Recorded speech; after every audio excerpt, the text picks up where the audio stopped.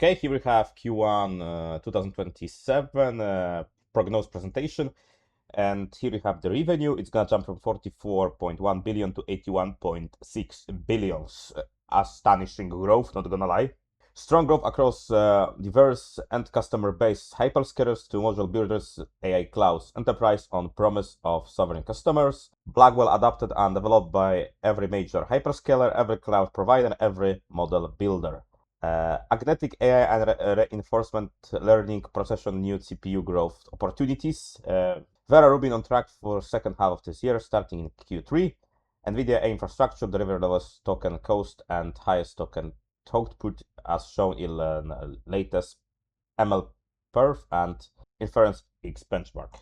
We have the data centers hyperscalers from 70.6 billion to 37.9 billion. A cloud industrial enterprises 21.5 billion to 37.4 billion. Gross margin gonna grow from 60.5% to 75%. Between gaps and non-gaps is very similar. Operating expenses, they're gonna grow, of course, a bit from 5 billions to around 7.5 billions. Earnings per share 0.76 to 2.39.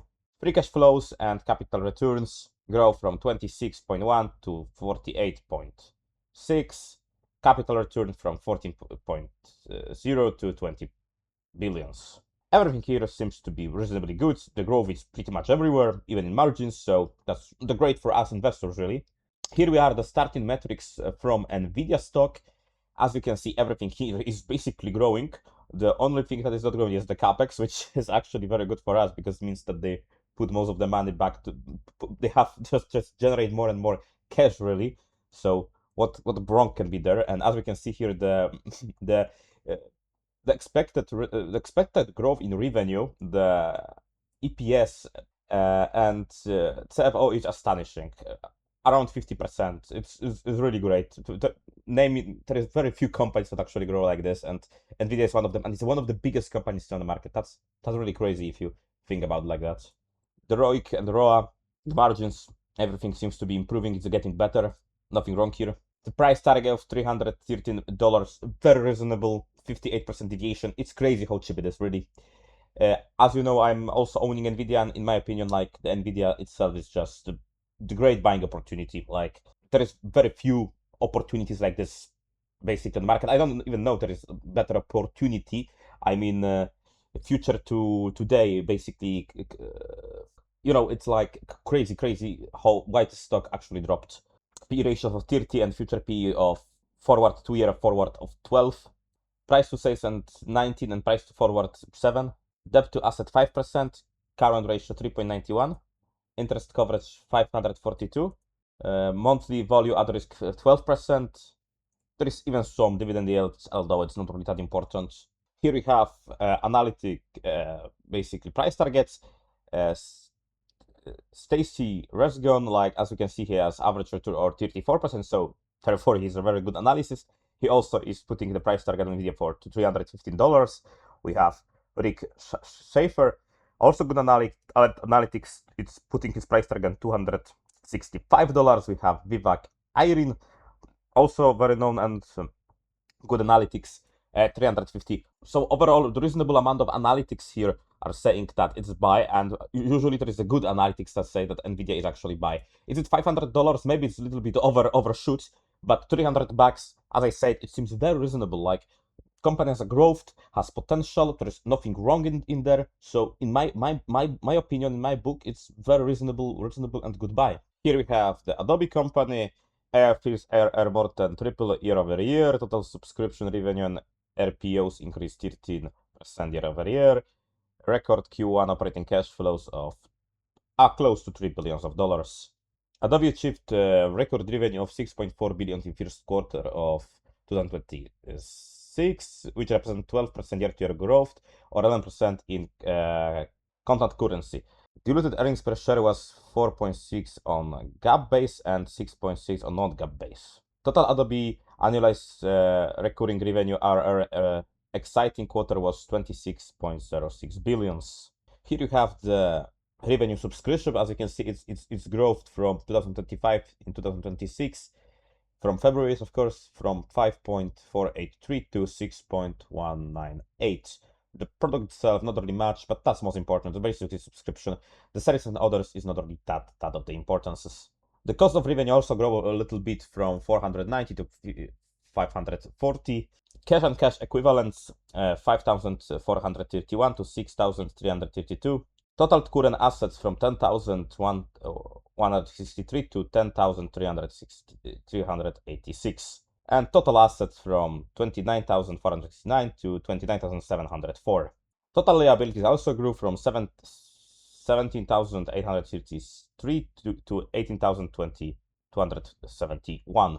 So yeah, let's take a look at Adobe. As we know, the revenue and every metrics, positive metrics, still are growing, and the estimates recently even get a little bit better. The revenue is supposed to grow around 10% and EPS and CFO around 13. Of course, in the past, it used to be a little bit more of the growth, but still there is a growth. What is then happening? Like, even if the ROI grow and margins are relatively fine, the price dropped because of the AI fears. Like, market no longer sees SaaS businesses as strong as it used to be. It dropped from basically $700 to $210, and the price target upside is like 26% right now, deviation between this. Those Adobe has place in the market well with current growth and the counted current P of 12. Used to be also the high PE business, also worth to note. So with current PE 12, with current price to sales of just 2.7, debt to assets, every metric seems to be looking okay. It's still a healthy business. Everything seems to be fine. What happened though is this AI fear, and well, the growth is definitely slower than it used to be, but still with this deviation between the growth price and how expensive it is, a lot of would assume it's a buy. And to be honest, I don't own Adobe. I don't think it's as good as a buy as it seems, but yeah, reasonably looking at this, Adobe seems to be really undervalued. And here we have Stefan Bersley. He has average net of return 90% and he has success rate of 73%. He also claiming it's a buy. He's saying it's around from HSBC from 282 to $308, which is generally the good upside from here. The Paul Chef, another one of the good analytics, average return 20%. He's claiming $385. So overall, the good analytics, little bit lesser now, of course, also here, but the good to analytics claim it's actually maybe of an occasion because of this buy, and the price targets seems to be undervalued, as I said. So yeah, if somebody is interested in this kind of business, it seems that there is opportunity there to take. And if AI will not kill their business model, of course, yeah, there is a value. If AI kills, well, there is a problem. So far, they implemented AI in a good way in their business model, and AI is one of the few places where it actually works. But yeah, only time will tell if that will turn out to be a good investment and if these stocks will reverse, potentially, of course. Here we have the HPQ presentations, and as we can see here, the segment and region, the net revenue by key segment and business units, the personal systems commercial 54%, printing supplies 90%, printing commercial 8%,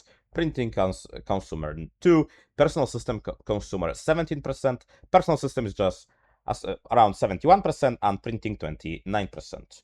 Non-GAAP operating profits by key segments, printing 59% of total, so OP margins of 18%, and personal systems 41% of total, so only OP margins only 5.2%. Here we have by the regions, Americas in total 40%, EMEA 35%, and APJ 25%. So business overly well diversified. Non-US net revenue is basically 68% of total net revenue. So there is something to keep in mind. It's not pure US bets. Revenue and non-GAAP diluted net EPS. The revenue is growing from 13.2 to 14.4. The Revenue is, of course, in the billions, year-to-year growth. There is revenue growth in CC of around 6%. So far, the growth was there. Revenue growth as reported. Basically, a little bit of the growth. It's good. I have nothing to say bad about the growth, of course, but is it a little bit slow? Maybe, and there is a little bit other risk we're gonna talk about a little bit further in the material. Personal systems Q2 to 2026, the revenue 10 billion, as we said, commercial PS 76%, consumer PS 24%. Revenue and OP trends, as we can see, it's trending a little bit up. It's personal systems. Here we have printing Q2 2026. It's revenue 4.2 billions, supply 66%, commercial printing 28%, consumer printing 6%, and operating profits 767 millions. Here we have leading for future of work, of course. They're gonna talk about, of course, innovating new devices with AI at the edge, okay, but together experience across the portfolio, best in class solutions, empowering CEOs, leveraging power to consumer data for vertical solutions. Key growth areas, the AI PC, advanced computer solutions, hybrid system, of course, everywhere is AI, consumer subscriptions, industrial graphic and 3D workforce solutions. Cash and debt balance. The gross debt is bigger than gross cash. The gross cash in Q2 2026 is 3.7 compared to gross debt 9.6. The free cash flow, shareholder return, nothing wrong here. Net cash provided by operations 926, free cash flow 780. Shareholder return, as we can see, is the form dividend payment and share repurchases. So basically, other calling the buybacks. And Q2 is basically like more into dividend, less to the buying back their shares. The metrics, as you can see, HPQ usually do the printing devices and other, and also the computers. And here, I mean laptops, and here we can see like there is like stagnation in the business, even a drop. Right now it's going back a bit. It was probably because maybe they, I don't know, take something away from their business models. But in general, if we see it like this, we only have like, let's be honest, around 1.8% growth here, which is not great, really. And return on invested capital, 22% may seems good, return on assets 6 and operating profit 7. But in general, the price target and price, as you can see recently, it dropped from $41 to $22, and price target $23. What it may suggest? Well, business is comparing it to the market. A market is comparing it to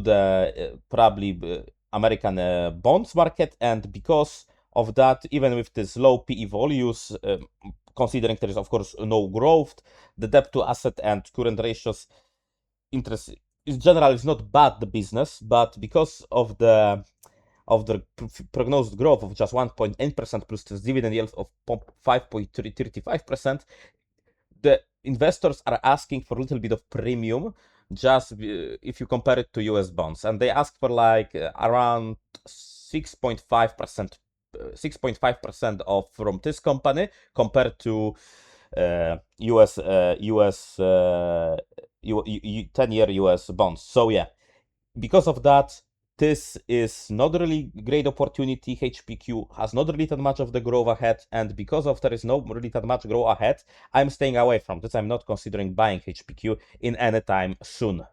Here we have some of the good analytics, like Eric Woodring, and he's also agreeing like it's probably the sell around $17-19. Here we have the Katharine Murphy. She's basically young analyst, but so far she was doing fine. So let's say she's also downgrading the price. Isa Merchant, one of the more actually she has great returns. She's saying like around $20 to $25 is a decent price. So we're basically on this level. So basically everything seems to be compared to the US bonds, and because of that, there is like maybe 6.5% compared to like I don't know, 5% of the bonds. Not great margins here, nothing really good here. I will stay away from HPQ. It's definitely not for me business. Maybe somebody of you like is to diversify portfolios, but I don't think you're gonna make a lot of money on this bet.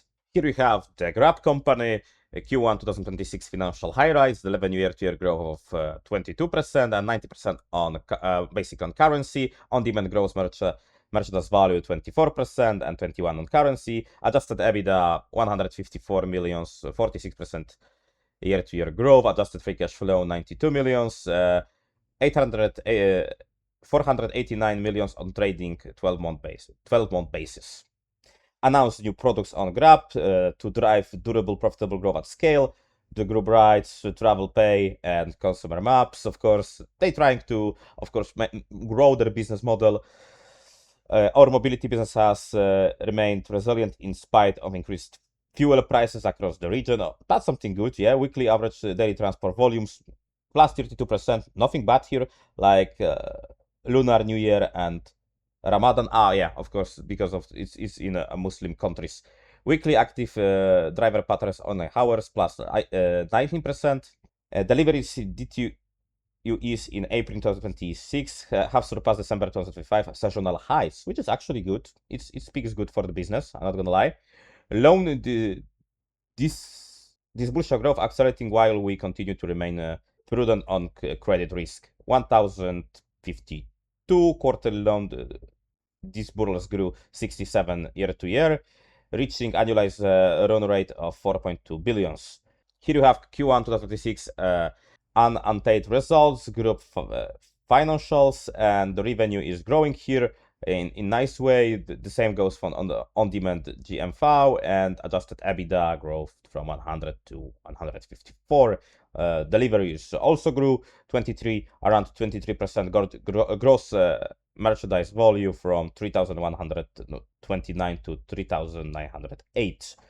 The mobility to 282 to 337, 90% of the growth. The gross merchandise volumes also is growing. Financial services, that's probably when they're gonna start scaling a little bit, is also growing. The gross loan portfolio grow basically double, even more than double. So yeah, as you can see here, the revenue was always growing for Grab. The problem was like a profitability of the business, because in this area where they started, there was no really winners so far in the regions, which is like Indochina region, not India, not China, but Indochina region. And because of that, it's the market took it like they kind of succeeds, you know, because before it was really hard to make money in this business. They do basically like the driving and like taxi business models, and they had their highlights here. As you can see, the net income recently started to showing up. So basically what it means, they actually started to showing that they're making profits, which is a good thing, of course, for us investors. So net income here is very good metrics to take into the consideration. And their forecast growth is, as you can see, 20% revenue and EPS growth of 54%, which is kind of great, not gonna lie. Return, ROIC and ROA, as we know before, as I told you, this business model wasn't really working anywhere. There were fit one to succeed, and we kind of see it like the last 12 months, it's showing like their margins, their return on capital, return on assets started to showing up, which is really good signal for us probably. So yeah, here we have current price. As we can see, it was recently only $3.23. Right now it's $3.9 with the current price target of $5.94 with price target upside 52.64%. P ratio 45, future PE 18. Price to sales ratios and forward 4.86 and forward 2.93. Debt to asset 17%, current ratio 175, interest coverage 286. Let's look at what analytics thinks. Morgan Stanley, so far he's young, but his success rate is low. Maybe somebody else. Here we have Seihin Mittal, 21% average return, 70% succeed. He's giving this $5.93, which is what I probably also agree with. Let's see if we have any other good analytics here. There is not really that successful analytics here. Mark Mashni is giving $8. He did it in actually recently, so it's kind of okay. He's giving it $8, which is kind of interesting. Thomas Strong, 53% success rate, average return 11. We can consider also him $6.7. Okay, so few good analytics say it's really undervalued. I don't blame them because it's really undervalued, in my opinion too. Would I invest in this though? You know, I don't own this stock. Maybe in future I will do. For me, the business that they are in isn't really that good, I would say. nothing wrong with the company itself. It shows that it can grow in the fields that others before fell dramatically. But in my book, okay, business, there is a growth. I'm not really interested. I think there is probably something else that I will be involved into. So for me, yeah, company seems to be okay, but I personally don't invest in this. I'm not planning to own this company in the future. Let's take a look at Nestle stock. We have full year of 2025 presentation, and of course, it's all flashy and nice. A Swiss company producing basically the food products, coffee, and others. And organic growth in 2025 was 3.5%, real internal growth 0.8%, pricing 2.8%. Okay. Here we have like gross profit margins indexed to 100 is like coffee and coffee stuff is a little bit dropping. The nutrition and food is growing a bit. Organic growth, volume, mix, and price. We have price, mix, and volumes here. The coffee, cocoa, inflation. Okay, we have wheat spread inflation. It's basically the past data, which is not really that important for us. Organic growth more than offset by FX headwinds. And we have sales. They kind of decrease because of the foreign exchange. That's what they think. Organic growth accelerated over last 2 years. Organic growth, okay, is kind of growing. Market share trends improved in 2025, but more to do. Value share gap cut by 60%. Value share is broadly flat. Positive lead indicator. Billionaire brand cost to gap to market best for over a decade. Total group value gap. And billionaire brands value gap. Okay, so that's something to consider. Gross profit margin reflects significant commodity inflation. There is few rights to it. So yeah, as we can see, it's dropping from 46.7% to 45.6%. Investment increased with target support behind our brands. And we have like this free skills adults. So basically the cat food is kind of increasing. We'll see what's going to happen in 2026, of course. The margin in kitty cats or this product is actually decreasing. UP margin reflection increase headwinds in H2 2025, okay? And to be honest, the chocolate business and the cocoa business has really, as you know, the bad years before, because basically cocoa prices, indexes of cocoa was increasingly very high. So the companies that were dealing with cocoa had a problem really to sell their products because they needed to increase their prices, and because they need to increase their prices, not many people were willing to buy these products. Of course, that's how it is.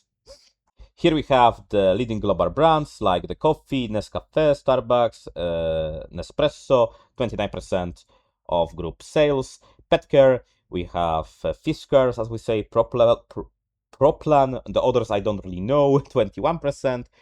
Nutritions, Pure, Nestle Nido, 21%, and food and snacks, 29%. In Maggi, Milo, Nestle, Kitty Cats. Increasing focus within food and snacks. To be honest, I think that this focusing on this not really gonna be that bad, because people tend to right now to eat healthier, and these snacks aren't really that good. I mean, like, okay, the pet care is good business segment they are in. The same goes for coffee. Nutrition, okay, but the food and snacks, I wouldn't be so sure about it. That is a good bet in the future. Maybe this, but I will really be cautious about that segment. Transforming for market of future. Our environment is shifting rapidly. Consumer expecting more and urging differently. Consumer becoming more demanding. Complexity of capturing consumer attention is rising. Nestle is well positioned to navigate such shifts. Plus 30 billionaire brands, most category leaders with outstanding consumer brands. That's true. Actually, their products are kind of well known. Like I also drink coffee from them, so yeah. Like probably a lot of people has some products from that they are consuming from the Nestle. Not maybe there, but maybe they are even animals or the pets they have. From pockets to accelerate a systematic acceleration at scale. 174 billionaire brands relative brand equity score.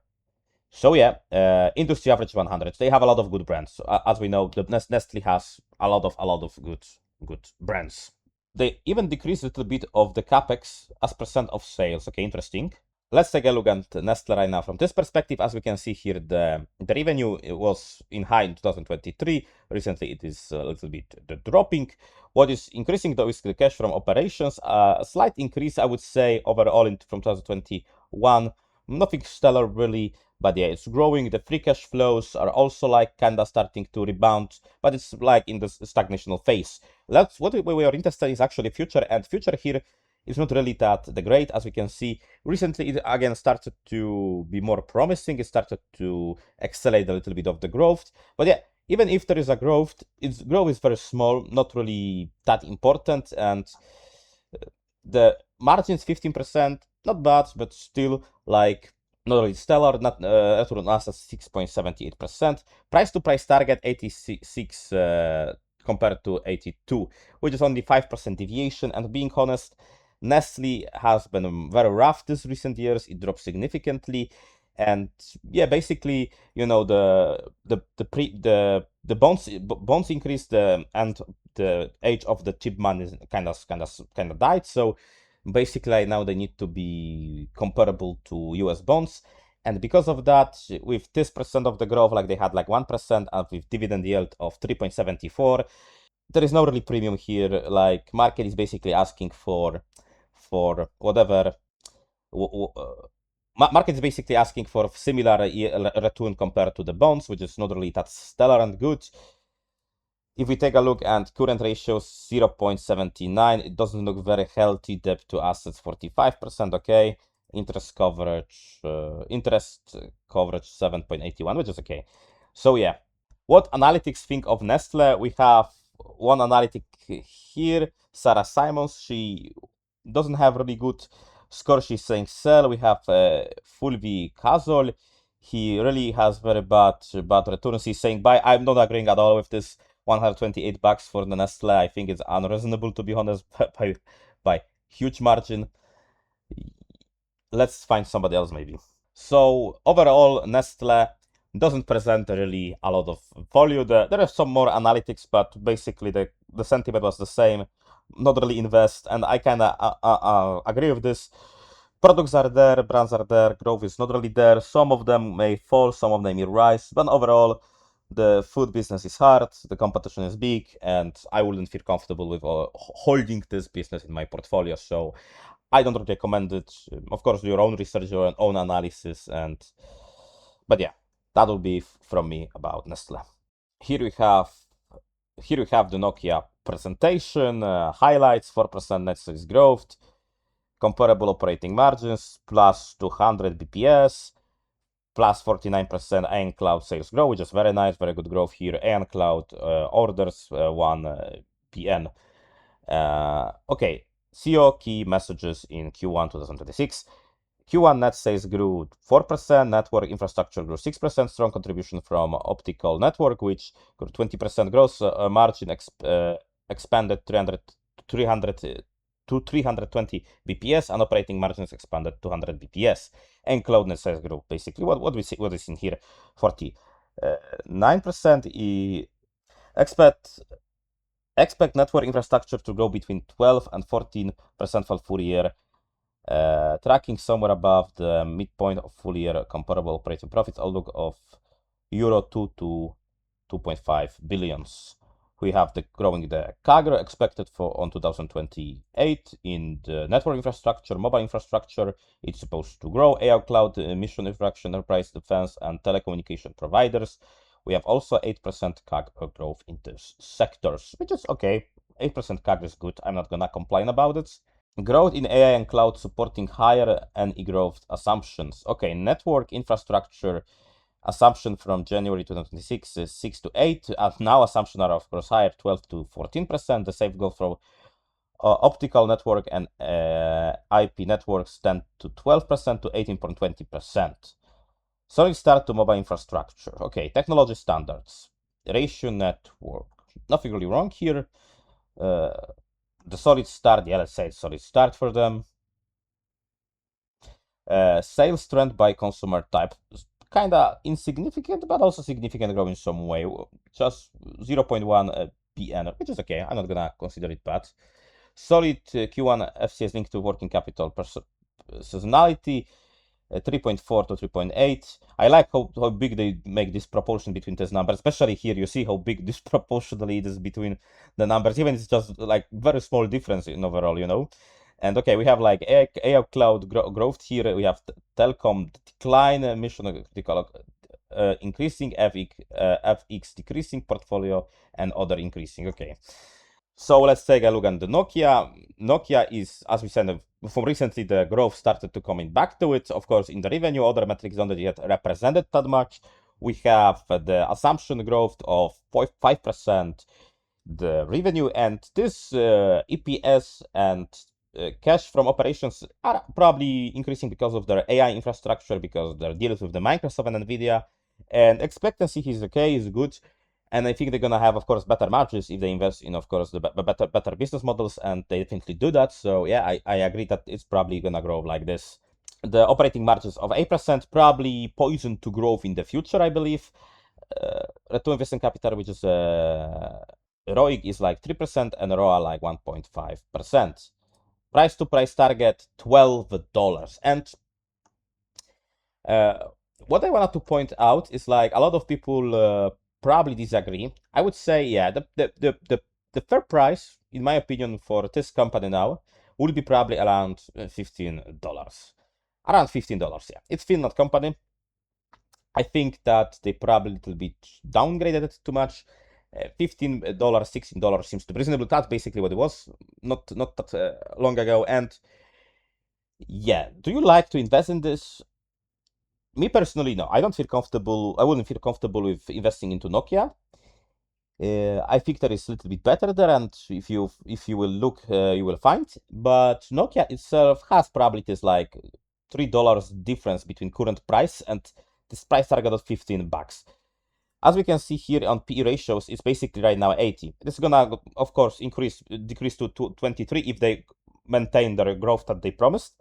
And when you go to price to sales, it's also gonna go from 3.18 to 2.69. It's basically one of the highest multiple they were trading since a long time. So Nokia received like a new life. Basically, before it was very forgotten business.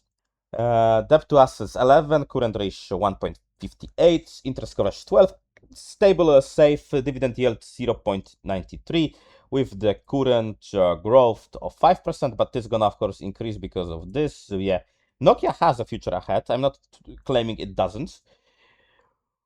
Will it though make you more rich, make you actually your capital to compound? I wouldn't be so sure. I would stay away from Nokia. Nokia is not bad. There is probably something better just in the market, and Nokia is a little bit overblown because of all this contract they recently get from Microsoft and NVIDIA partnerships. Also, their AI infrastructure and AI investment. Nokia is not, as I said, not really like great business, kind of forgotten business from Europe, from Finland.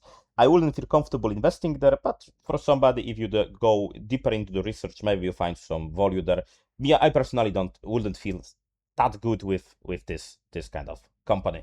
And here we have a little bit other side from analytics, and yeah, people kind of agree. Like we have this analytic with the stars, which basically have like a success ratio and average returns with the good maintains. They just basically says around $13-15. Basically what I kind of said also. Some claiming it's $17 targets or even 21, like Sendav Deshpa. Renowned analytic, he's doing very fine from JP Morgan, very good analytics. But yeah, overall, I wouldn't feel comfortable with owning this business. And because of that, I probably not really that keen to spend money on the stocks, so I will stay away from it. Okay, that will be all from me on Nokia so far. Okay, so let's summarize it. NVIDIA, I personally own it. In my playbook, it's the growth value. Everything is fine here so far. No live weakness. It's in my opinion, buy. Very good business to own. Adobe grab, interesting ones. Adobe has a problem with the AI risks. It is definitely value right now. There is also the growth. There is just this AI risk, and if market gonna like it or not eventually. Yeah, eventually, even if AI risk is just overblown, then of course the price will jump. But keep in mind, Adobe is like in creative way, kind of creative sector, and creative sector is being taken by AI. So yeah, Grab. There is a growth. I don't like sector they are in, to be honest. Like it's very competitive sector, and market they are in is like very hard to this kind of businesses. It's not Europe, it's not America, it's in the China region, and there this kind of companies had really tough years before. So maybe Grab is different. Maybe if you take it to consideration, then of course, but I would avoid for now. These two companies I would probably a little bit avoid. And of course, HPQ. HPQ has a problem because of the market competition. You know, they create printing machines, devices, the laptops. Okay, everything fine, but there is a lot of competition there, and so far they don't seems to gain any ground there. To be honest, Nestle stagnating business. They have great brands. The brands are worth a lot. Uh, they are, to be honest, good business itself. It's very good, strong, I would say, business, but there is just no growth for us. So because there is no growth, like we don't gonna have money out of it. Basically, we investors. And Nokia is a bit pricey to its potential growth. I will also kind of be a bit skeptical about it. So yeah, I'm thinking. I think it's not bad business by any chance, but Nokia like has probably some future ahead. But in my playbook, it's just a bit too expensive now.